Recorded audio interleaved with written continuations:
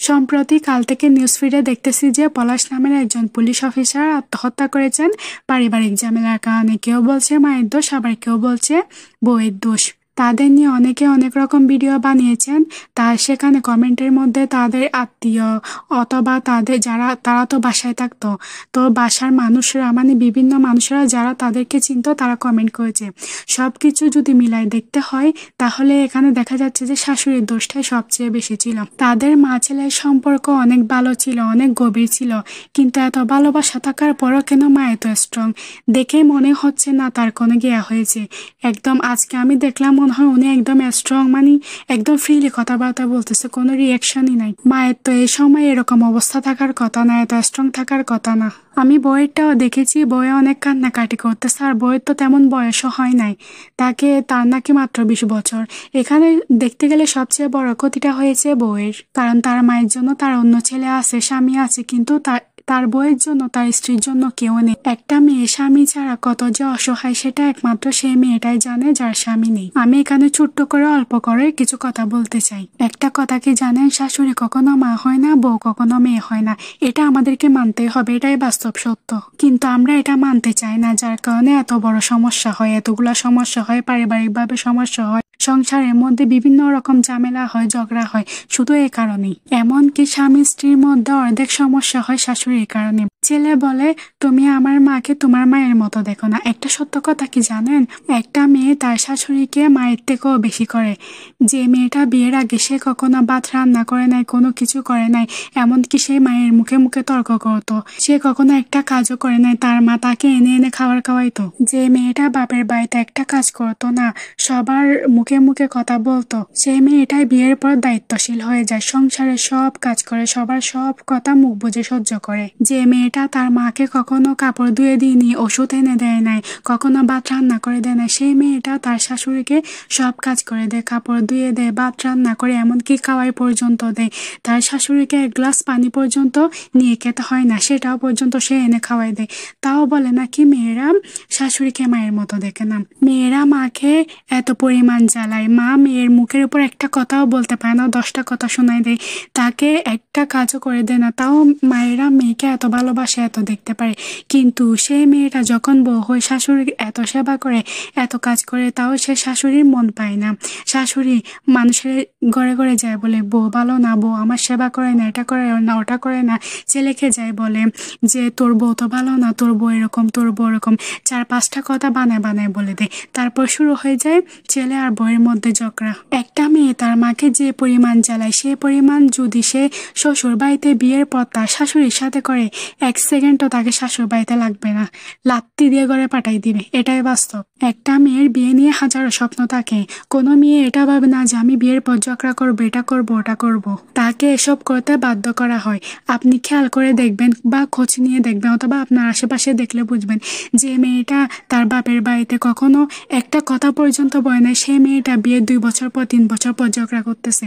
কেন?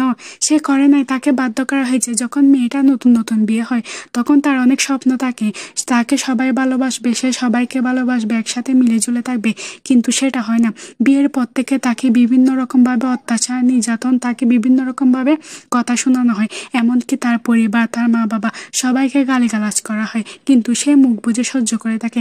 বিয়ের 1 বছর হয়ে গেল, 2 বছর হয়ে গেল, এক সময় এসে সে আর সহ্য করতে পারে না, তখন থেকে সে প্রতিবাদ করা শুরু করে দেয়। যখন দেখে তার প্রতি এত অন্যায় অত্যাচার হওয়ার পরও তার স্বামী কিচ্ছু বলছে না, চুপ আছে, তখন সে অসহায় কি করবে? তাকে টিকে থাকার জন্য হলেও তো প্রতিবাদটা করতে হবে। এই বাংলাদেশে একটা মেয়েকে বিয়ের পর কি পরিমাণ যে শারীরিক মানসিক নির্যাতন করা হয় সেটা বলার বাহিরে।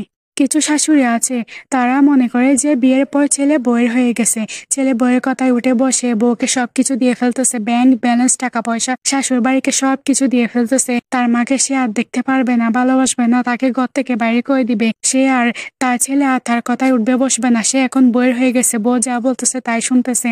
সেখানে আবার আত্মীয় স্বজন কিছু পাড়া প্রতিবেশী অথবা বোন থাকলে তারা এসে সেখানে আরো উস্কানি বাড়িয়ে দেয়। তারাও বলতে থাকে, হ্যাঁ তোমার ছেলে তো বউয়ের কথায় উঠতে বসতেছে, এরকম ওরকম ছেলেকে হাত থেকে যাইতে দিও না, তোমার সংসার হাত থেকে চলে যাবে, তোমাকে ঘর থেকে বাইরে করে দিবে। তারাও সুন্দর করে এসে শাশুড়িকে উস্কানি দেয়। তখন শুরু হয় ঝগড়া ঝামেলা। তখন থেকে শাশুড়ি বউকে সহ্য করতে পারে না। ছেলে বউয়ের সাথে একটু হেসে হেসে কথা বললে, আদর করলে, যত্ন করলে সেটা শাশুড়ি আর সহ্য করতে পারে না, তাদের সেটা অসহ্য লাগে। এখান থেকে শুরু হয়ে যায় যত রকম ঝগড়া ঝামেলা, যত রকম যা কিছু সব শুরু হয়ে যায়। পান থেকে চুন কষলে বউকে গালাগালি করে এবং বিভিন্নভাবে বিভিন্ন উপায়ে বউয়ের দোষ ধরার চেষ্টা করে এবং তাকে বিভিন্ন রকম ভাবে অত্যাচার করার চেষ্টা করে এবং এভাবে প্রতিদিন ঘরের মধ্যে ঝগড়া ঝামেলা লেগেই থাকে। এতটুকু আমি শাশুড়িকে নিয়ে আর কিছু বলতে চাই না, জাস্ট এতটুকুই বললাম। এবার আমি পুরুষদের উদ্দেশ্যে কিছু কথা বলবো। যদি আপনি বিয়ে করেন তাহলে বিয়ের পর থেকে আপনার মা এবং বউকে প্রতিবেশী থেকে দূরে রাখবেন। যে প্রতিবেশীগুলো আত্মীয় স্বজন বা ঘরে বোন থাকলে বোন যারা আপনার মাকে আপনার বউকে কুমন্ত্রণা দেয় তাদের থেকে দূরে রাখবেন। মাকে এবং বউকে কিভাবে ব্যালেন্স করতে হয় সেটা আপনাকে জানতে হবে। মায়ের পায়ের নিচে যেমন সন্তানের জান্নাত, ঠিক তেমনি বউর সার্টিফিকেট ছাড়া আপনি কখনো জান্নাতে যেতে পারবেন না। আপনি মায়ের জন্য কখনো বউকে কষ্ট দিতে পারবেন না, আবার বউয়ের জন্য কখনো মাকে কষ্ট দিতে পারবেন না। মায়ের জন্য কখনো বউকে নিচু করতে পারবেন না, আবার বউয়ের জন্য আপনি কখনো মাকেও নিচু করতে পারবেন না। আপনার বউ যদি হঠাৎ এসে আপনার মায়ের ব্যাপারে কিছু বলে এবং আপনার মা যদি হঠাৎ এসে আপনার বউয়ের ব্যাপারে কিছু বলে, সাথে সাথে আপনি তাদের উপর ছড়াও হয়ে যাবেন না। আপনি ভালো করে যাচাই করবেন দোষটা আসলে কার, যার দোষ তারটা বিচার করবেন। তাদেরকে আপনি শান্তভাবে বুঝাবেন, চিল্লাচিল্লি করবেন না। বউকে সবার সামনে ভালোবাসতে, যত্ন নিতে কখনো দ্বিধাবোধ করবেন না। একটা কথা মনে রাখবেন, আপনার বউ সবকিছু ছেড়ে শুধুমাত্র আপনার কাছে এসেছে একটু ভালোবাসার জন্য, যত্নের জন্য। আমি মনে করি যে ঘরে স্বামী ঠিক থাকে সে ঘরে শাশুড়ি কখনো বৌমাকে অত্যাচার করতে পারে না, আর বৌমা কখনো শাশুড়িকে অত্যাচার করতে পারে না।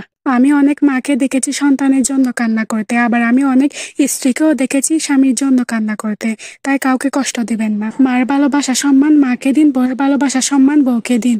আপনার স্ত্রীর ছোট ছোট স্বপ্নগুলো পূরণ করার চেষ্টা করুন। শেষে একটা কথাই বলবো, আপনার মা যেমন আপনার গর্ভধারিণী, ঠিক তেমনি ভাবে আপনার স্ত্রী আপনার জীবন সঙ্গিনী।